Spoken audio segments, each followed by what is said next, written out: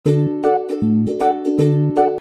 semuanya, Assalamualaikum. Kembali lagi di video reaction saya kali ini guys. Oke, mudah-mudahan semuanya sehat selalu. Nah, kali ini saya mau tengok video tentang ini ya. Indonesia diproyeksikan bisa memproduksi bioaftur atau bahan bakar penerbangan berbasis produk turunan sawit. Jadi bahan bakar untuk penerbangan, untuk pesawat guys, daripada produk turunan sawit ini. Gila-gila ini terobosannya ya, terobosan Indonesia ini sangat-sangat di luar dugaan. Daripada sawit mau dijadikan bahan bakar untuk pesawat, untuk penerbangan, tuh sangat menyala sekali ya. So jangan lama-lama lagi, mari sama tengok video ini. Let's go.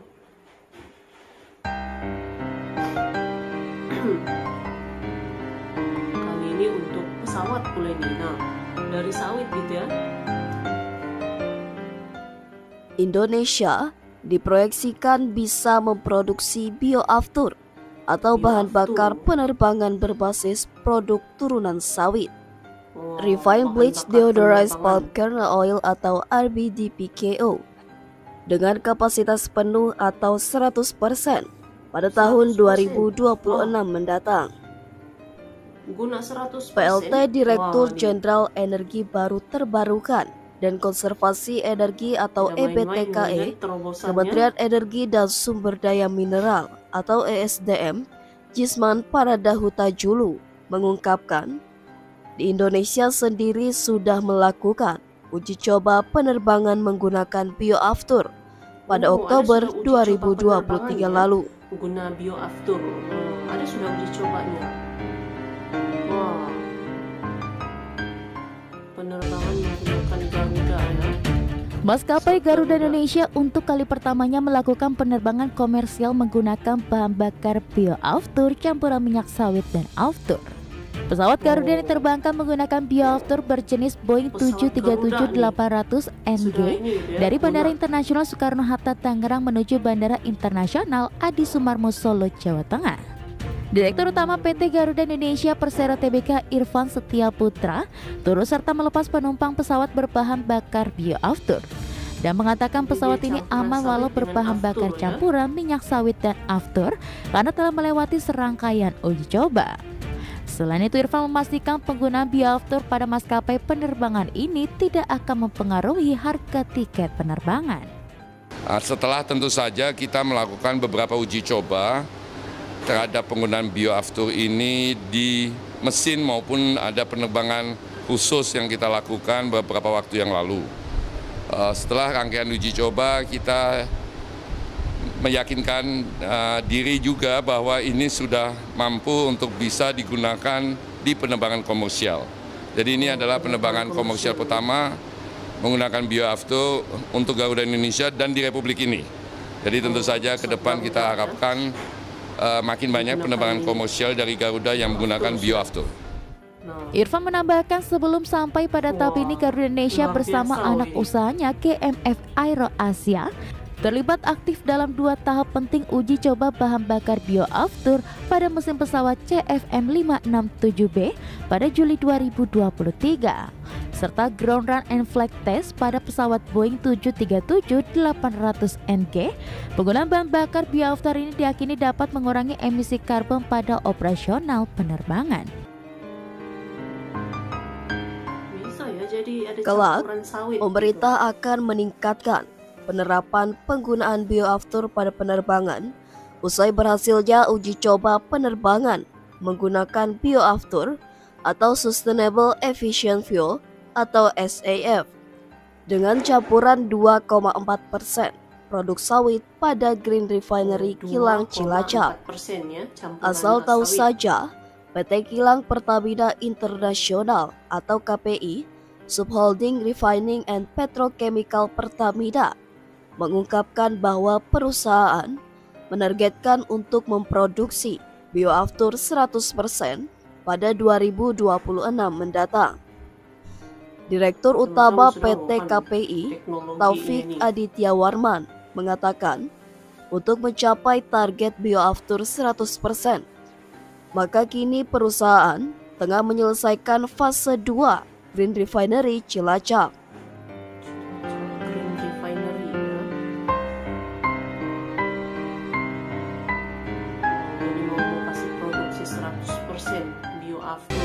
Pemerintah mendorong keberadaan industri bioaftur untuk mewujudkan energi baru terbarukan di Indonesia. Menko Bidang Perekonomian Erlangga Hartarto menyebut, pasokan bioaftur akan memanfaatkan seluruh potensi yang ada termasuk sawit. Erlangga menilai potensi Indonesia dalam industri bioaftur sangat besar. Hal ini didasarkan pada ketersediaan minyak sawit mentah yang melimpah di Indonesia, yang dapat digunakan sebagai bahan baku utama untuk produksi bioaftur. Pengembangan industri bioaftur diharapkan dapat menjadikan Indonesia sebagai pemain utama dalam penyediaan bahan bakar penerbangan ramah lingkungan. Sebelumnya, Presiden Joko Widodo mendorong hilirisasi pada komoditas kelapa dengan mengolah limbahnya menjadi bioenergi dan bioaftur agar dapat memberi nilai tambah bagi ekonomi hijau.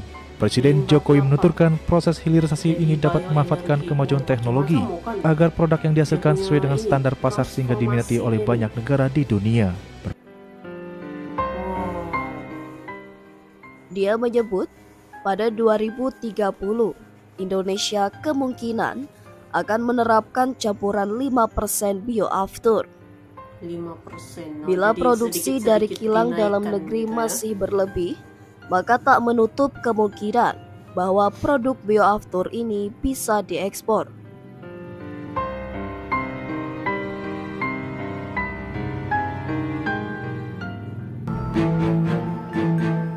Pemerintah melalui Kementerian SDM terus mendorong pengembangan biosolar hingga B50 pada tahun 2026. Langkah ini dilakukan untuk menekan impor solar serta memanfaatkan bahan baku dalam negeri. Selain biodiesel B50, pemerintah juga akan mendorong pembuatan bioaftur. Menteri SDM Bahlil Lahadalia menekankan Indonesia perlu segera membangun kilang bioaftur untuk mencegah ketergantungan pada negara lain. 2026 kami diberikan target harus bisa menyusun sampai dengan B50. Memang Indonesia itu banyak potensi. Memang banyak potensi ya. Memerintahkan agar berlama-lama kita mulai masuk bioaftur karena kalau tidak negara lain yang akan membangun kilang aftur ini. CPO-nya dari kita, minyak jelantahnya dari kita.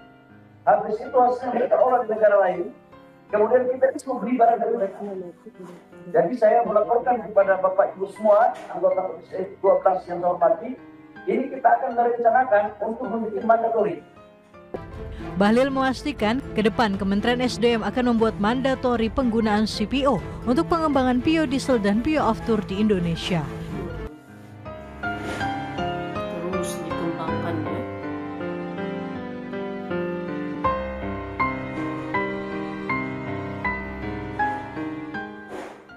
Dia juga mengatakan pihaknya saat ini tengah melihat peluang penggunaan bioaftur di luar negeri, sehingga ada peluang untuk menjajaki pasar ekspor ke depannya. Di sisi lain, Indonesia gencar membangun SPBU hidrogen. Indonesia memiliki SPBU hidrogen atau Hydrogen Refueling Station atau HRS pertama yang dibangun oleh PT PLN Persero melalui subholding PLN Indonesia Power. SPBU hidrogen ini terletak di PLTD Senayan, Jakarta Selatan. Kehadiran SPBU hidrogen menjadi salah satu upaya yang dilakukan untuk mendorong ekosistem hidrogen di Indonesia.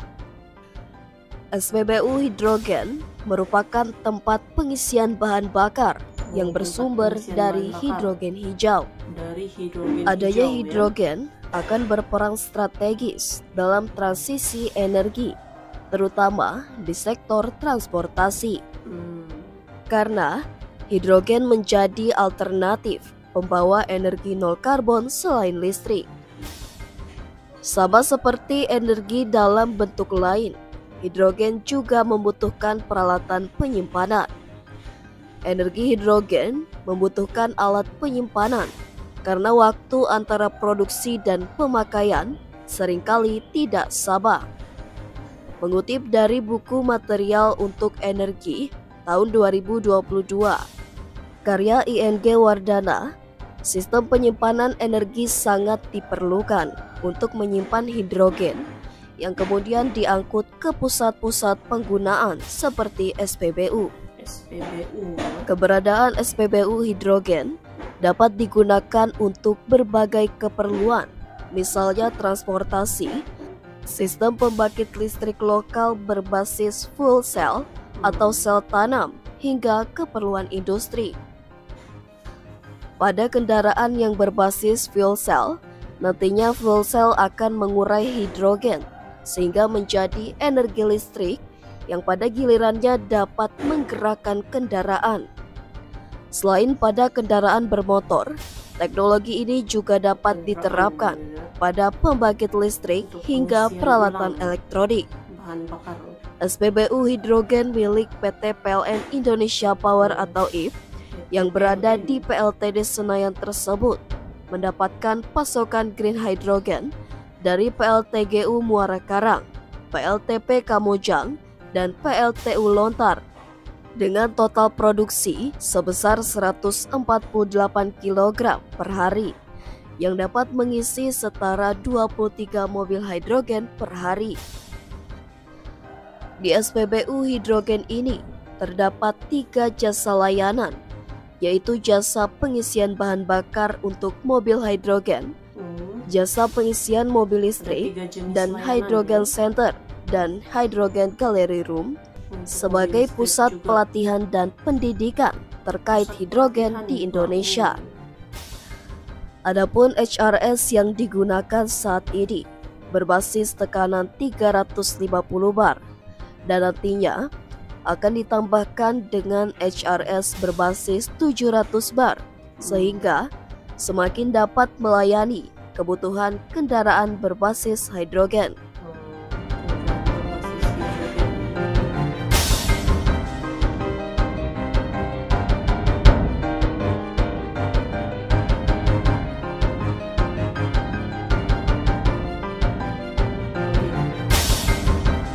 Satu lagi gitu kan, terobosan yang sangat luar biasa dari Indonesia nih, bioaftur ya, dari produk turunan sawit nih. Jadi ada campuran sawit gitu. Ini adalah bahan bakar berbasis penerbangan gitu ya untuk pesawat, dan ada sudah uji cobanya tuh di pesawat Garuda gitu ya, dan berhasil terbang juga gitu. Nah, luar biasa kan, itu terobosan Indonesia ini banyak gitu, terobosan-terobosan baru Indonesia yang sangat wow sekali. Biodiesel, bioaftur, bioenergi, semua lah itu mantap. So, terima kasih banyak sebab kamu sudah menonton video ini. Jangan lupa macam biasa untuk support channel saya dengan subscribe, like video ini, dan jangan lupa untuk komen juga, oke? Terima kasih banyak, dan kita jumpa lagi di video seterusnya. Assalamualaikum.